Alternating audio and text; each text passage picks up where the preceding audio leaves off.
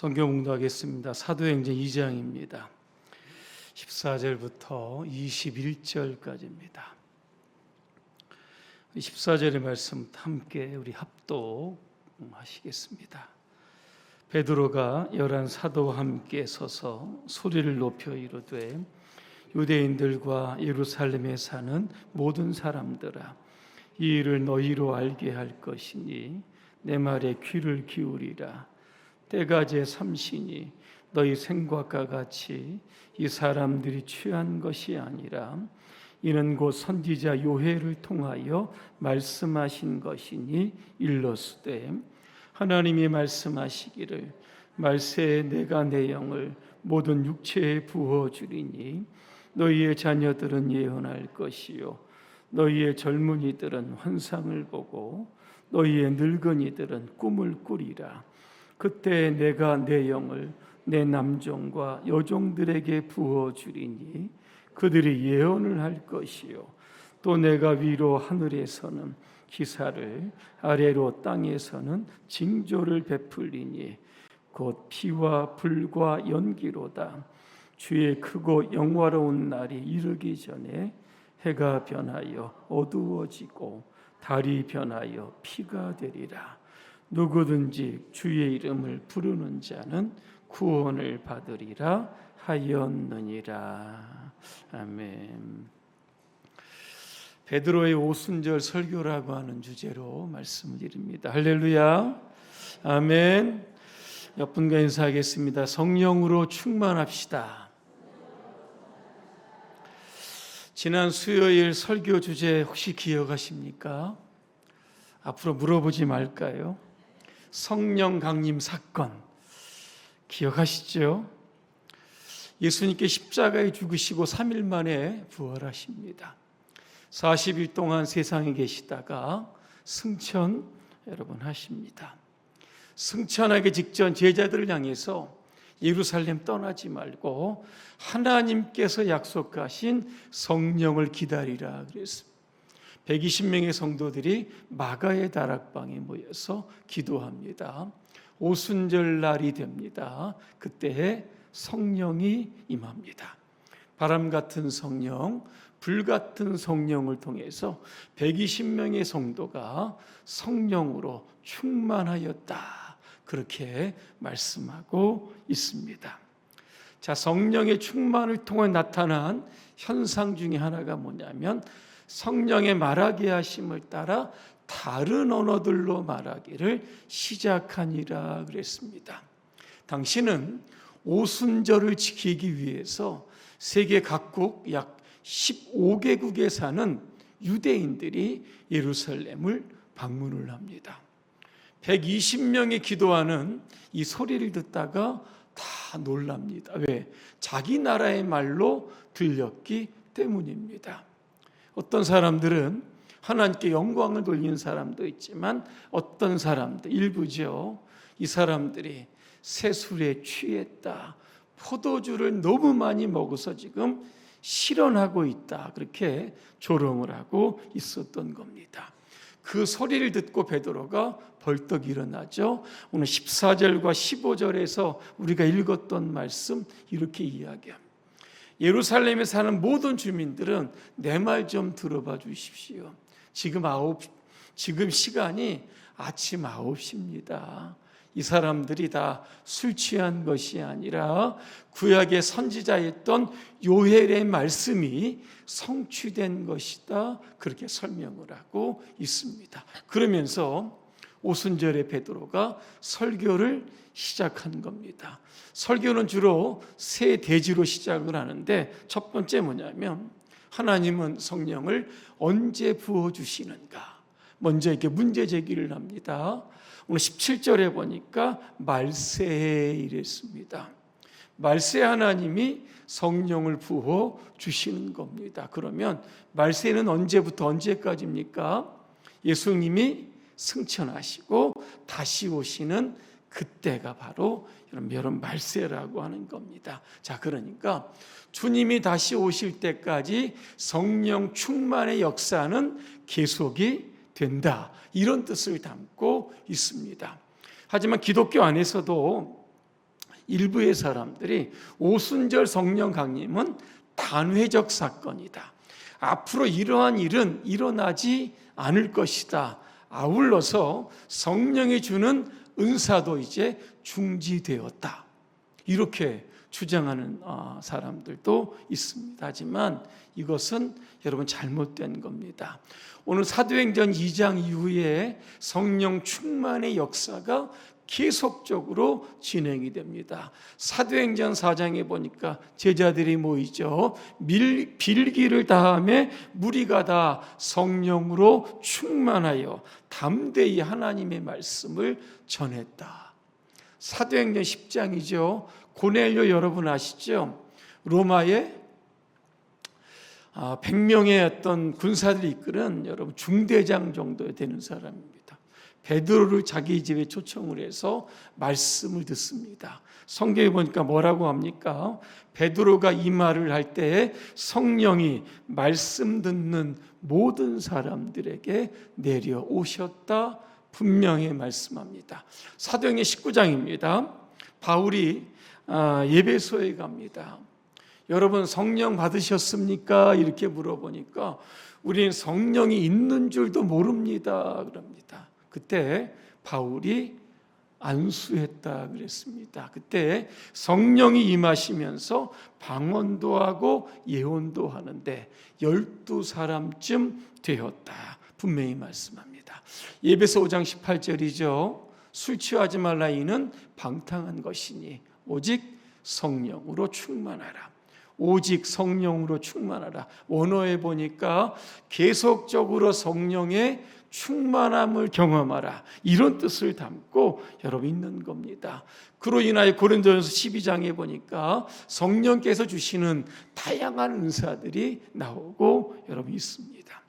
성령 충만은 2000년 전에 마가의 다락방에 단 한 번만 있었던 사건이 아니라 앞으로도 계속적으로 우리에게 필요한 은혜요 은사임을 우리는 기억해야 하는 겁니다. 자, 그러면 성령은 누가 받을 수 있습니까? 오늘 17절에 보니까 모든 육체가 받을 수 있다. 요헬은 모든 만민에게 이랬습니다. 만민에게 모든 육체, 여러분 같은 말일 겁니다. 여러분 구약 시대에는 성령이 누구에게 임하냐면 아무에게나 임하지 않았습니다. 어떤 특별한 때에 특별한 사람들에게 임했는데 왕이나 제사장이나 선지자들에게 여러분 임했습니다. 근데 오늘날에는 주의 이름을 부르는 모든 사람들에게 성령이 임하게 여러분 되는 겁니다. 누가복음 11장에 보니까 예수님 이렇게 말씀입니다. 너희가 악한 자라도 자녀들에게 좋은 것으로 줄 줄 알거든 하물며 하늘에 계신 아버지께서 구하는 사람에게 성령을 주시지 않겠느냐 말씀하고 있습니다. 그렇죠? 그래서 우리는 성령을 열심히 구해야 되는 겁니다. 그래서 우리의 삶에 성령으로 충만해야 여러분 하는 겁니다. 세 번째입니다. 성령이 충만하면 우리 안에 일어나는 현상들이 있습니다. 여러분 다 외우셨던 말씀이죠. 자녀들은 첫째로 뭐를 합니까? 예언을 하기를 시작한다. 여러분 그랬습니다. 여러분 예언이라고 하는 게 뭘까? 영어로 보면 두 가지로 나와 있습니다. 영어는 프리딕션이라고 하는 그런 뜻과 프로파사이라고 하는 이런 단어로 여러분 나왔습니다. 이 프리딕션이라고 하는 게 뭘까? 미래의 일을요 데이터나 경험이나 패턴을 통해서 미리 예측하고 계산하는 겁니다. 그죠? 날씨를 예보한다, 뭐 주식 시장을 예측한다, 이런 게 바로 프리딕션입니다. 근데 이 프로파사이라고 하는 게 뭐냐?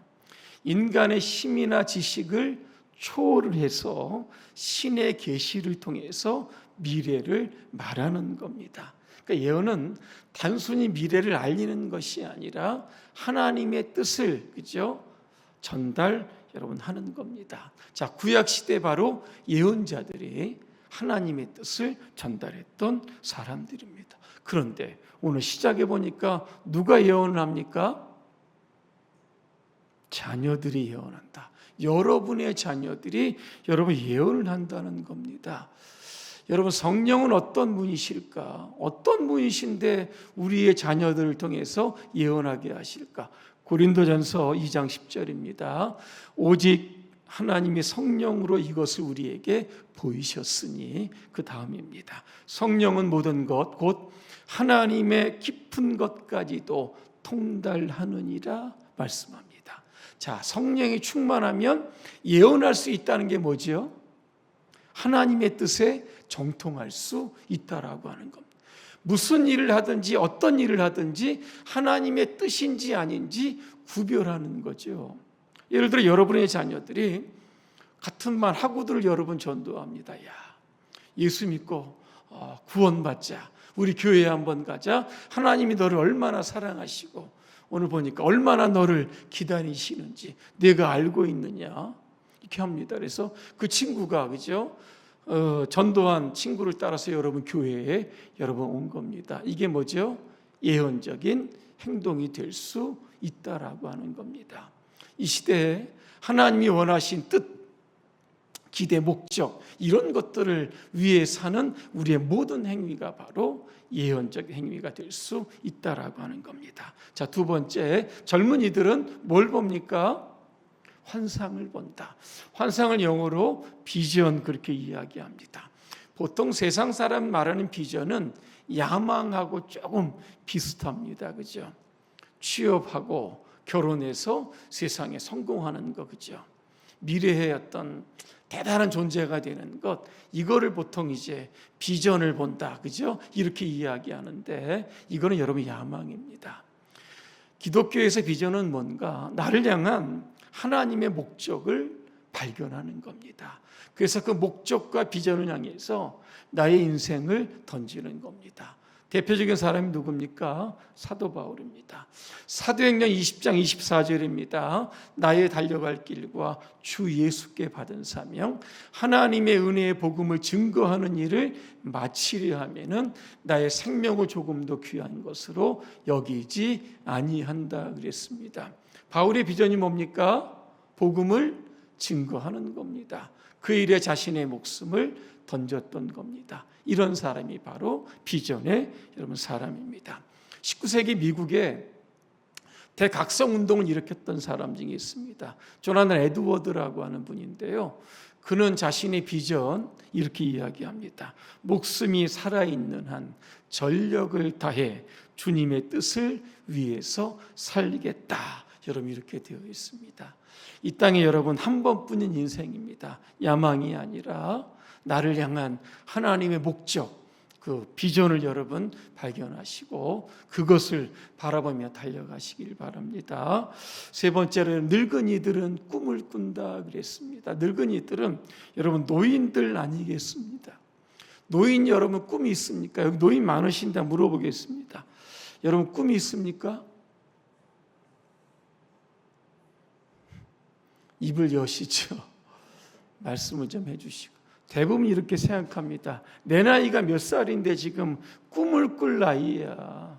청춘이 지난 지가 언젠데 이렇게 살다가 가는 거지, 그죠?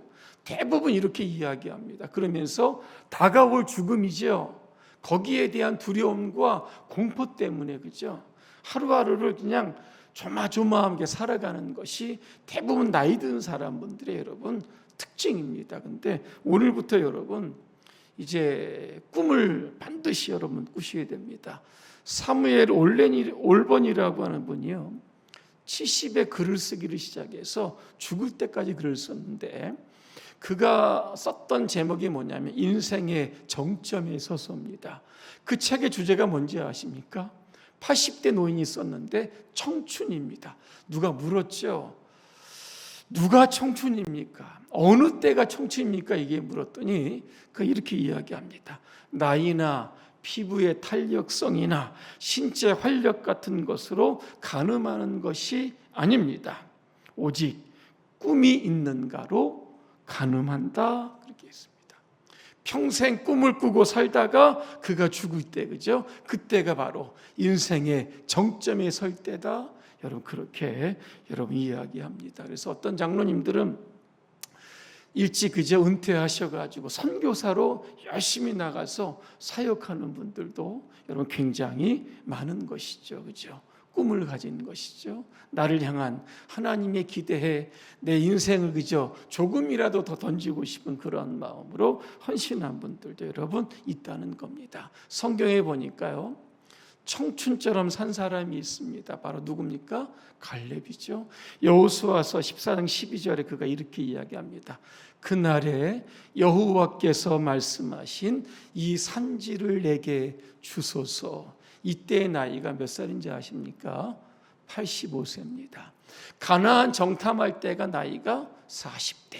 이제 가나안 땅에 들어왔죠. 45년이라는 세월이 흘렀습니다. 땅을 분배합니다. 그죠? 헤브론 땅을 요구합니다. 그 힘들고 거칠고 강한 민족이 사는 땅을 요구하는 겁니다. 저에게 이 땅 주십시오.